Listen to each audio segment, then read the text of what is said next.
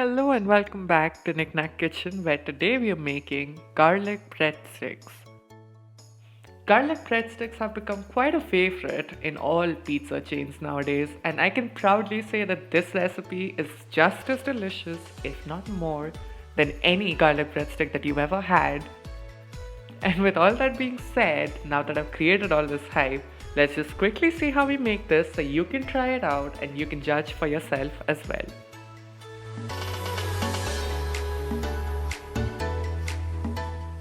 So the first thing that we're going to do is bloom our yeast, and for that we have some lukewarm water which is around 40 degrees Celsius, to which I'm adding my active dry yeast. And once we give that a preliminary stir, we're going to add some sugar which will act like food for the yeast, and we'll mix this thoroughly as well.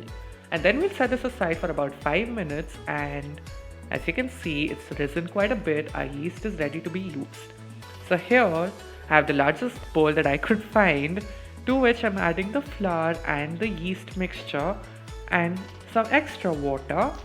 And with that, we're going to add a lot of herbs here. So I have some garlic powder, some Italian seasoning, and along with that, I have some oregano and of course some fresh garlic as well. So I have about 2 tablespoons of garlic here. And finally, I'm adding a little bit of basil. And now we're going to add some olive oil, and I'm using about 3 teaspoons. If you're wondering about the number of times I'm adding it, it's because I had a half a teaspoon. I could not find my teaspoon. And then we're finally going to add some salt and mix this all together to get a dough. Now if you're wondering about the rather large quantities, that's because I had to make 3 garlic breads on that day. But I will have the scaled down version of the recipe in the description box below, so you can make an individual portion as well. Now coming to the consistency of this dough, it's going to be a little wet and a little sticky. If your dough is a little too dry, just add a little more water. What we need is a sticky dough which will come together when we knead it slightly, and I have oiled my hands because that just makes the kneading process a whole lot easier. So after somewhat kneading it, or rather bringing it all together for about 2 minutes, here our dough is ready to rise and double to triple in size. So we're just going to set this aside in a clean bowl, and as you can see, it's still very sticky even with the oil, but that's fine. We're going to add this to a well greased bowl and just move it around so the whole dough is covered in oil. And now we're just going to cover this with a sheet of cling film, and then we're going to set this aside for about an hour to 90 minutes. It could even take up to 2 hours if your kitchen is too cold, but we just want the dough to at least double in size. So now we're going to go ahead and make some garlic butter. You can make it just before your dough has completely risen.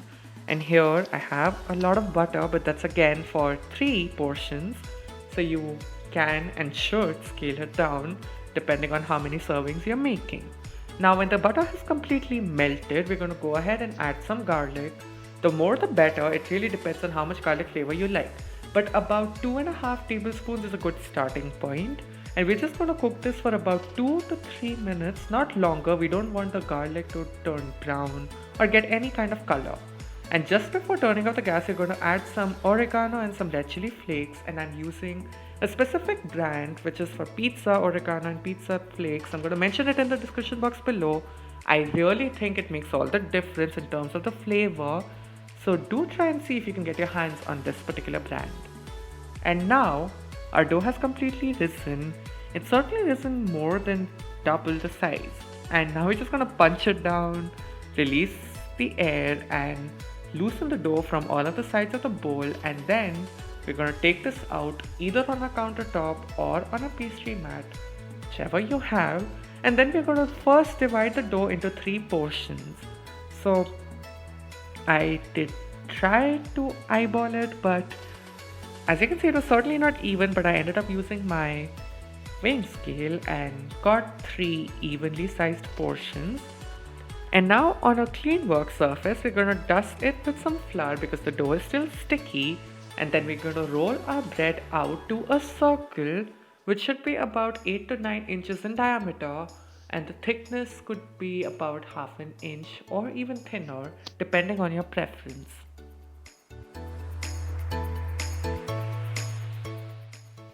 So now we're just going to put about half of this garlic butter on the bread, and I'm using a pastry brush to brush it out as smoothly and evenly as I can.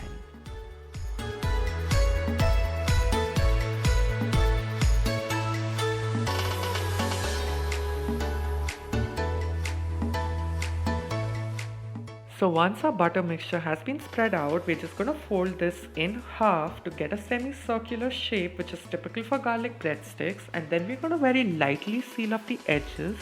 And I say lightly because I'm only using garlic butter here, but if you were to use mozzarella cheese or some vegetables to make a stuffed garlic bread, which you completely can with this recipe, you should definitely seal the edges properly, otherwise the cheese might leak out. And now I'm just making some indentations on the top of the bread, which will make it easier to cut the breadsticks later.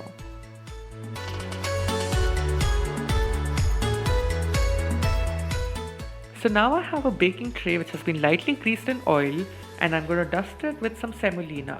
Mind you, the baking tray is hot because it has been preheating in the oven, and that just helps get a nice crust on our bread.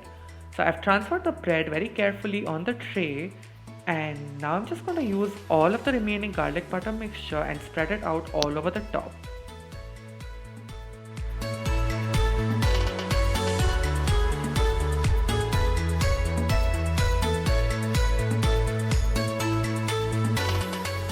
So now I'm just sprinkling some more oregano and red chili flakes on the top, and not only does it add more flavor to this bread, it also helps get a beautiful brown color on the top. If you skip it, your bread might look a little more on the whiter side. But regardless, it's gonna taste amazing, and our garlic bread is ready to be served.